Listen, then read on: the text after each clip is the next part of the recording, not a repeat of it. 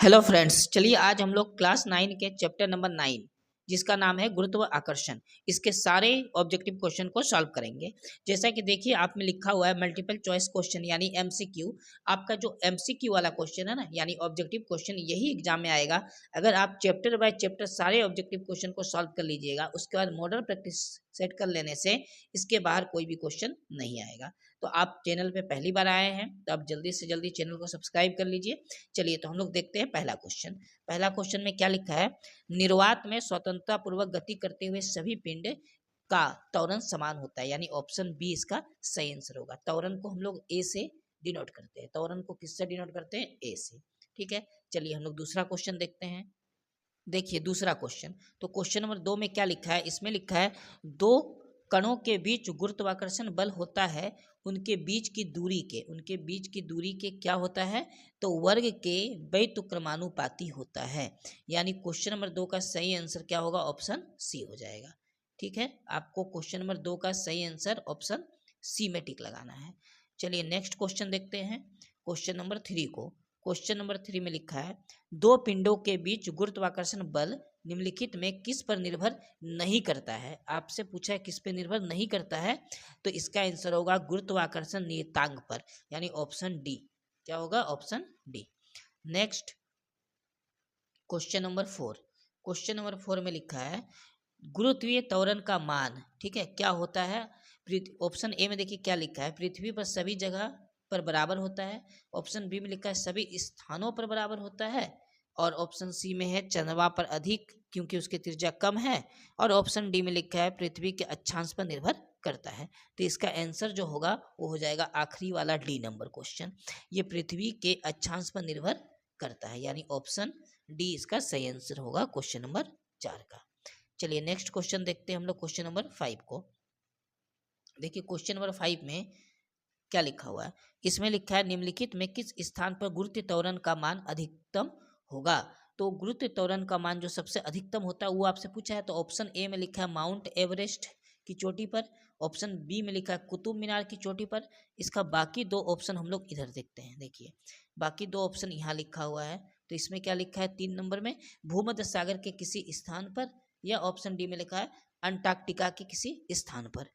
तो इसका सही आंसर हो जाएगा ऑप्शन डी। क्वेश्चन नंबर 5 का सही आंसर क्या होगा? ऑप्शन डी, अंटार्कटिका के किसी स्थान पर।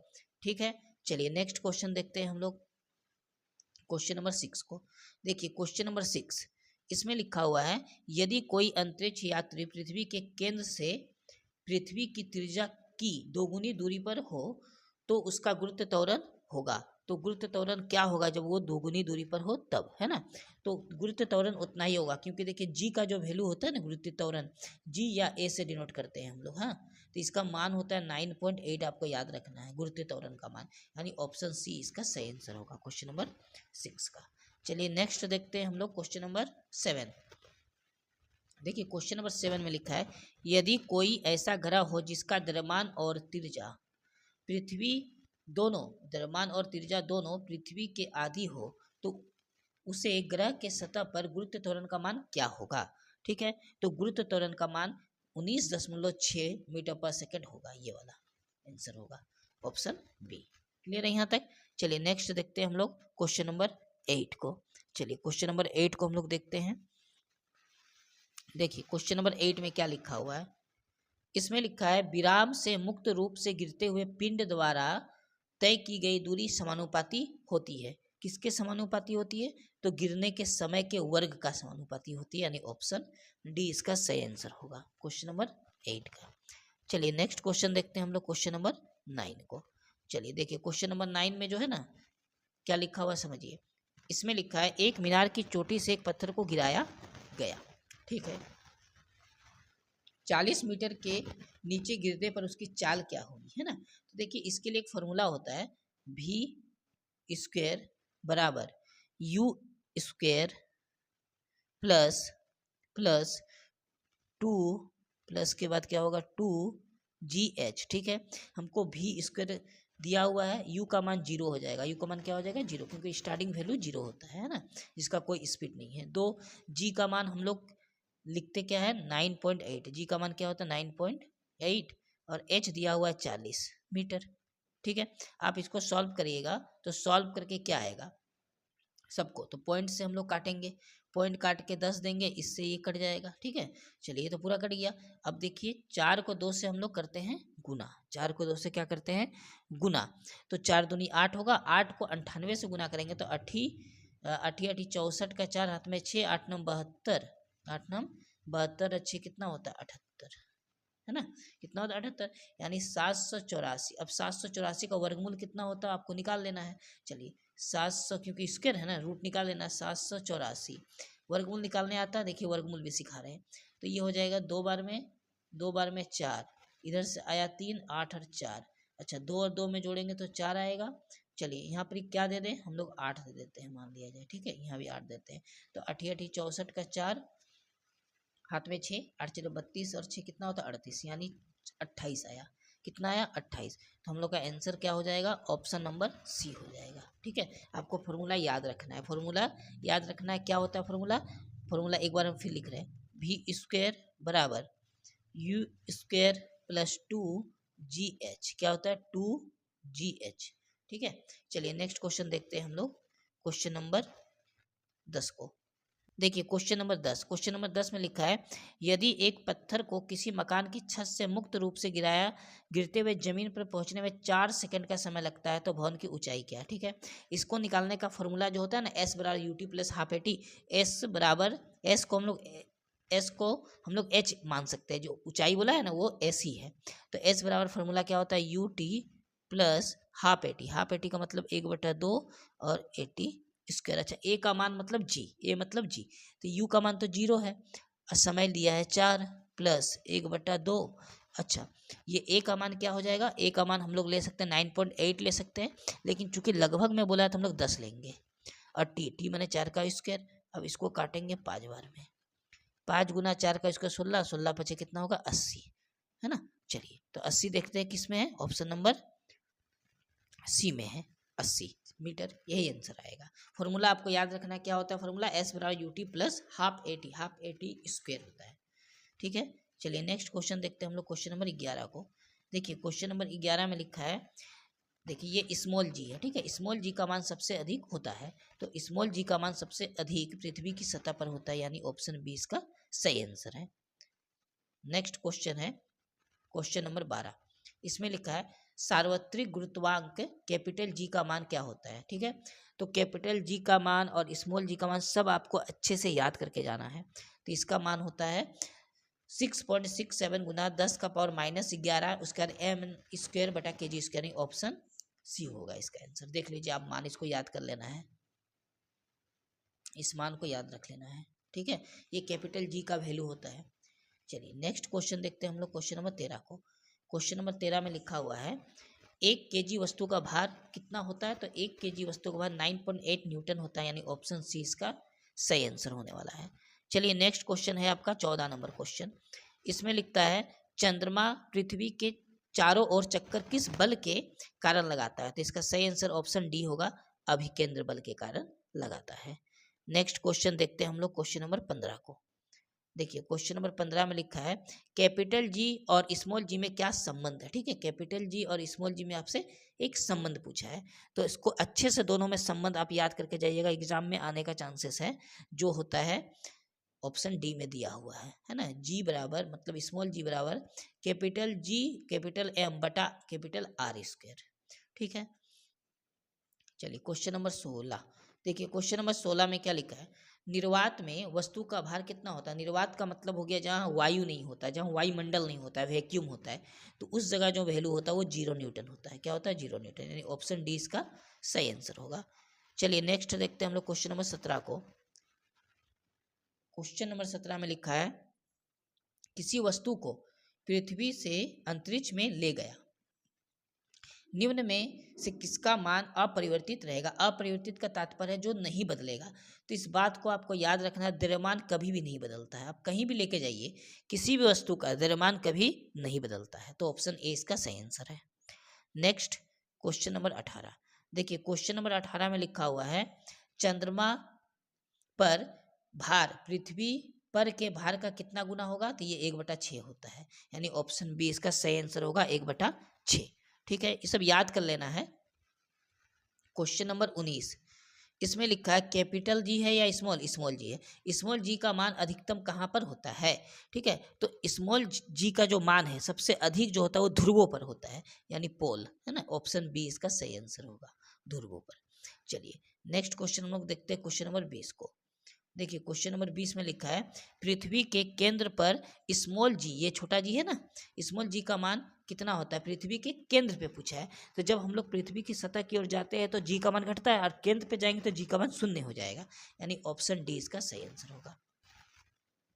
ठीक है, चलिए next question, question number 21। Question number 21 में लिखा है किसी मीनार की चोटी से 1 केजी और 20 केजी का वस्तु को 0 मीटर पर सेकंड वेग से एक साथ गिराया जाता है।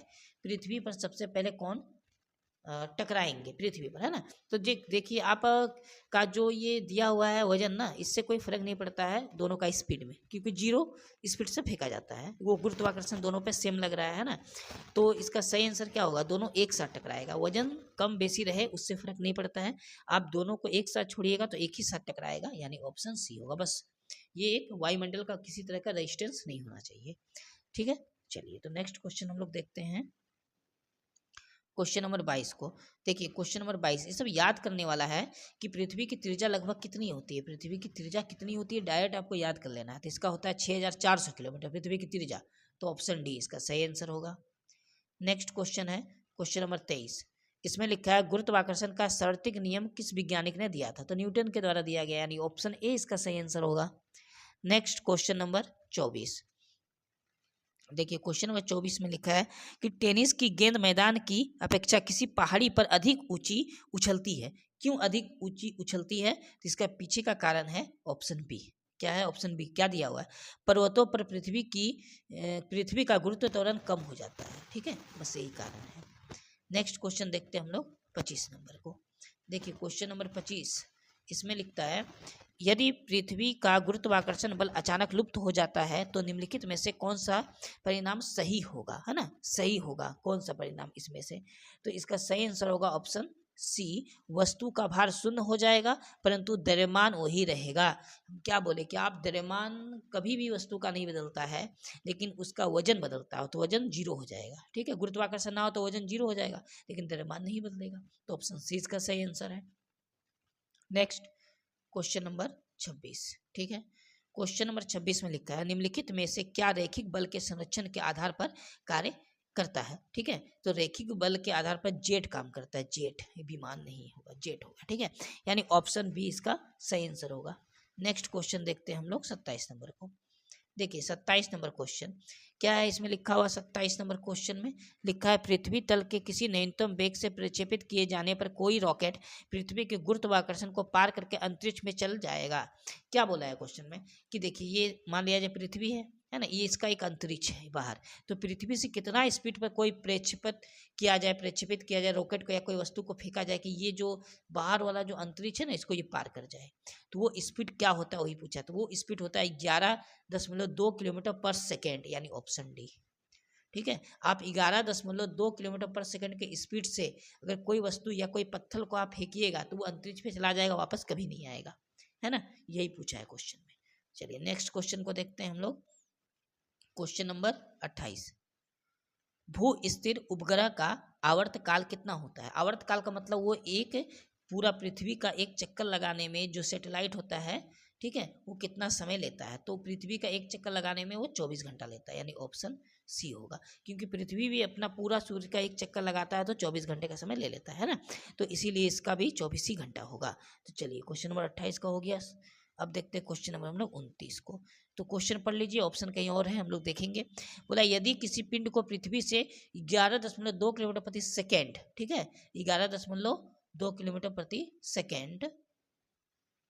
सेकेंड के वेग से फेंका जाए तो पिंड क्या होगा, पिंड वो कभी भी पृथ्वी पर लौट के नहीं आएगा, यानी ऑप्शन सी होगा।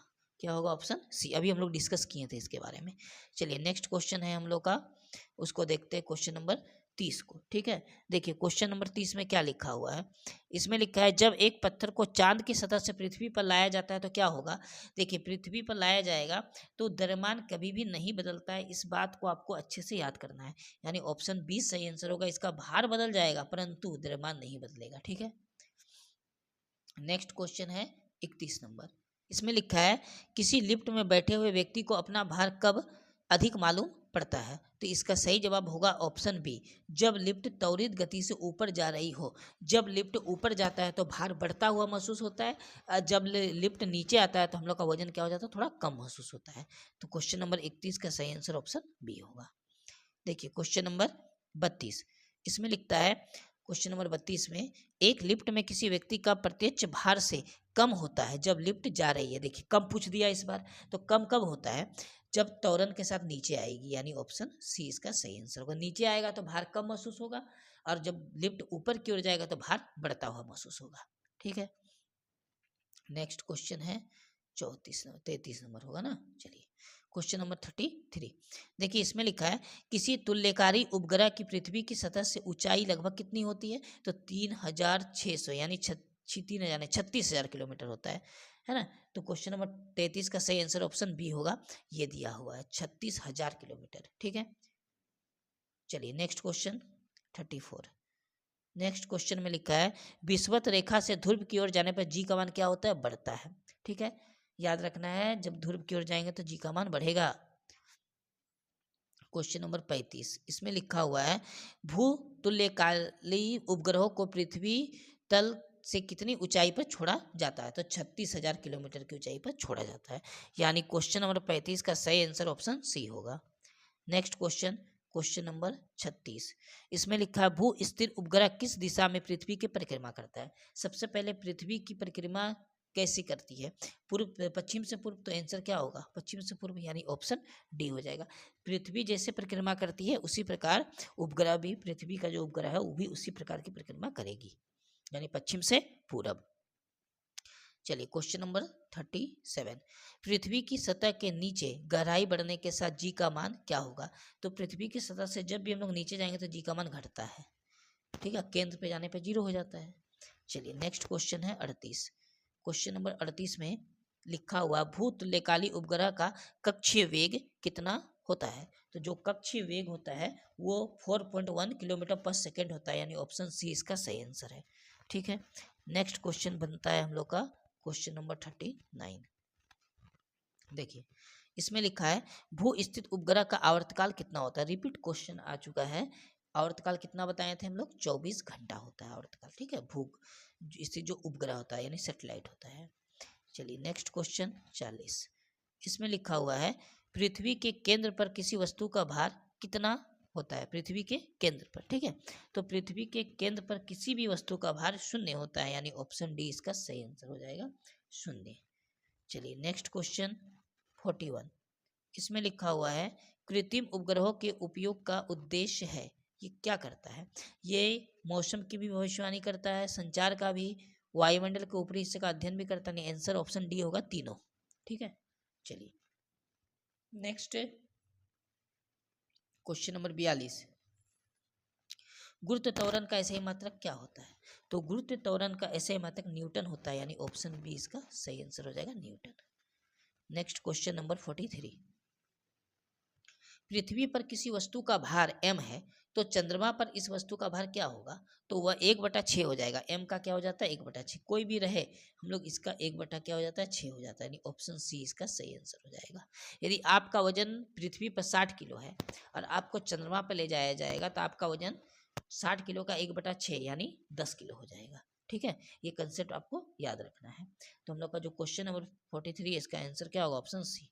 चलिए नेक्स्ट क्वेश्चन देखते हैं हम लोग 44 नंबर को। इसमें लिखा है स्वतंत्र रूप से गिर रहे वस्तु का गुरुत्व त्वरण निम्नलिखित में से किस पर निर्भर करता है। वस्तु के द्रव्यमान पर नहीं, वस्तु का भार पर भी नहीं करता है, वस्तु के घनत्व पर भी नहीं करता है, यानी इनमें से किसी पे नहीं करता है। तो ऑप्शन डी आंसर हो जाएगा। क्या आंसर हो जाएगा, ऑप्शन डी। चलिए नेक्स्ट क्वेश्चन देखते हैं हम लोग क्वेश्चन नंबर 45। क्वेश्चन नंबर 45 में लिखा है निम्नलिखित में से कौन सा भार का मात्रक, देखिए भार का मात्रक तो हम लोग न्यूटन जानते हैं, है ना, लेकिन ऑप्शन में न्यूटन नहीं है तो हम लोग क्या कर सकते हैं, डाइन भी कर सकते हैं, क्योंकि न्यूटन से पहले भार का मात्रक क्या था, डाइन ही था। ठीक है, चलिए नेक्स्ट क्वेश्चन हम लोग का हो जाएगा 46 नंबर। 46 नंबर क्वेश्चन में लिखा है पृथ्वी का चक्कर लगा रहे किसी उपग्रह के अंदर बैठे व्यक्ति का भार शून्य होता है ना, क्या होता है, व्यक्ति का भार शून्य, यानी option D. Next question number 47, पृथ्वी का परिक्रमा कर रहे किसी उपग्रह पर रखे साधारण पेंडुलम का आवर्तकाल होता है, तो आवर्तकाल होता है जो पेंडुलम का वो अनंत हो जाएगा, आवर्तकाल क्या हो जाएगा, अनंत, यानी ऑप्शन बी इसका सही आंसर होगा। चलिए नेक्स्ट क्वेश्चन हम लोग का आता है 48 नंबर में। 48 नंबर में लिखा है पृथ्वी के परिक्रमा के लिए छोड़े गए उपग्रह गति के लिए अपना ऊर्जा कहाँ से प्राप्त करते हैं, क्या वे उसमें लगे सेल से, क्या सोलर पैनल से, क्या ईंधन के दहन से, नहीं, तीनों में से नहीं, तो आंसर होगा ऑप्शन डी, इनमें से कोई नहीं। चलिए नेक्स्ट क्वेश्चन हो जाएगा आपका 49 नंबर। यहाँ क्वेश्चन है, ऑप्शन कहीं और है, अभी देखते हैं हम लोग ऑप्शन को भी। क्वेश्चन में क्या लिखा है, किसी वस्तु को कितना वेग से छोड़ने पर वापस पृथ्वी पर नहीं आएगा, है ना, अभी पीछे डिस्कस किए थे 11.2 किलोमीटर पर सेकंड के स्पीड से अगर किसी को फेंका जाए तो वापस वो कभी भी पृथ्वी पे लौट के नहीं आएगा। तो देख लेते हैं आंसर तो यही होगा, हम लोग ऑप्शन देख लेते हैं एक बार, है ना, देखिए ये ऑप्शन दिया हुआ है, तो बताइए आपको ऑप्शन कहाँ दिख रहा है, ये लिखा हुआ, तो ये ऑप्शन सी में दिख रहा है ना, इसमें दिख रहा है ऑप्शन सी में, आपको याद रख लेना है, रिपीट क्वेश्चन आ चुका है। चलिए नेक्स्ट देखते हैं क्वेश्चन नंबर 50। इसमें लिखा है उपग्रहों को उनकी कक्षा में किनकी मदद से छोड़ा जाता है, तो रॉकेट की मदद से छोड़ा जाता है, कोई भी हम लोग सैटेलाइट लॉन्च करते हैं तो रॉकेट ही लेके जाता है सैटेलाइट को। चलिए नेक्स्ट क्वेश्चन हम लोग का 51 नंबर। 51 नंबर क्वेश्चन में लिखा है गुरुत्वाकर्षण के सार्वत्रिक नियम के अनुसार गुरुत्वाकर्षण बल F और दो वस्तुओं के बीच की दूरी R को निम्न संबंध है, तो F और R में आपसे एक रिलेशन पूछा है संबंध, तो उसका संबंध होता है F, है ना, समानुपातिक में क्या आ जाता है, 1/r² आ जाता है, आपको याद रखना है, ये इंपॉर्टेंट है। चलिए नेक्स्ट देखते हैं क्वेश्चन नंबर 52 को। इसमें लिखा है सूर्य और पृथ्वी के बीच की दूरी कितनी है, तो सूर्य और पृथ्वी के बीच की दूरी होता है 14,97,00,000 किलोमीटर। ठीक है, 14,97,00,000 किलोमीटर सूर्य और पृथ्वी का दूरी लगभग आंका गया है। क्लियर है। चलिए नेक्स्ट क्वेश्चन देखते हैं हम लोग 53 को। देखिए क्वेश्चन नंबर 53 में क्या लिखा है, इसमें लिखा है ग्रह सूर्य के चारों ओर किस तरह के कक्षाओं में चक्कर लगाते हैं, तो दीर्घ वृत्ताकार में चक्कर लगाते हैं, ऑप्शन सी इसका सही आंसर होगा। नेक्स्ट क्वेश्चन नंबर 54, इसमें लिखा हुआ है निम्नलिखित में से किसने सबसे पहले कहा था कि सूर्य केंद्र में स्थित है और सभी ग्रह उनकी परिक्रमा या उनके परिध घूम रहे हैं। ठीक है, तो इसका सही आंसर हो जाएगा ऑप्शन ए, ये कोपरनिकस ने कहा था। किसने कहा था, कोपरनिकस। चलिए देखिए क्वेश्चन नंबर 55। क्वेश्चन नंबर 55 का जो हम लोग का आज का आखिरी क्वेश्चन होगा, इसमें लिखा है सूर्य के सबसे निकट का ग्रह बुध का परिक्रमण आवर्तकाल कितना है। सबसे पहले यहाँ दो चीज निकल के आता है, सूर्य के सबसे नजदीक का ग्रह कौन हो गया, बुध। तो ये मान लिया जाए सूर्य है, सूर्य के चारों ओर बुध चक्कर लगा रहा, तो एक चक्कर लगाने में कितना समय लगता है वो पूछा है, तो वो होता है 88 दिन, यानी ऑप्शन डी इसका सही आंसर होगा। देखिए सूर्य का पूरा एक चक्कर लगाने में पृथ्वी को 365 दिन लगता है ना, लेकिन सूर्य को एक चक्कर लगाने में जो बुध है वो उसको 88 दिन लगता है, यही क्वेश्चन पूछा गया है। ठीक है, चलिए तो हम लोग का देखिए जो चैप्टर था गुरुत्वाकर्षण वाला, इसका पूरा ऑब्जेक्टिव क्वेश्चन हम लोग सॉल्व कर चुके हैं। आप जब तक इस प्रकार का प्रत्येक चैप्टर का ऑब्जेक्टिव क्वेश्चन नहीं देख के जाइएगा तब तक एग्जाम में बहुत प्रॉब्लम आएगा। आप प्रत्येक चैप्टर का ऑब्जेक्टिव क्वेश्चन बनाइए अच्छे से, उसके बाद सेट प्रैक्टिस करिए, तब आपका अच्छा से नंबर आएगा। ठीक है, चलिए तो अगर पहली बार आप चैनल पे आए हैं तो पहले आप चैनल को सब्सक्राइब कर लीजिए, अब बेल आइकन को प्रेस कर लीजिए, क्योंकि अगर आप क्लास 9 में है और जेक बोर्ड से संबंध है आपका, यानी झारखंड बोर्ड में पढ़ते हैं, तो आपको लिए चैनल बहुत इंपॉर्टेंट है। चलिए तो हम लोग नेक्स्ट क्लास में मिलते हैं नेक्स्ट वीडियो के साथ, ऑब्जेक्टिव क्वेश्चन के साथ। जय हिंद।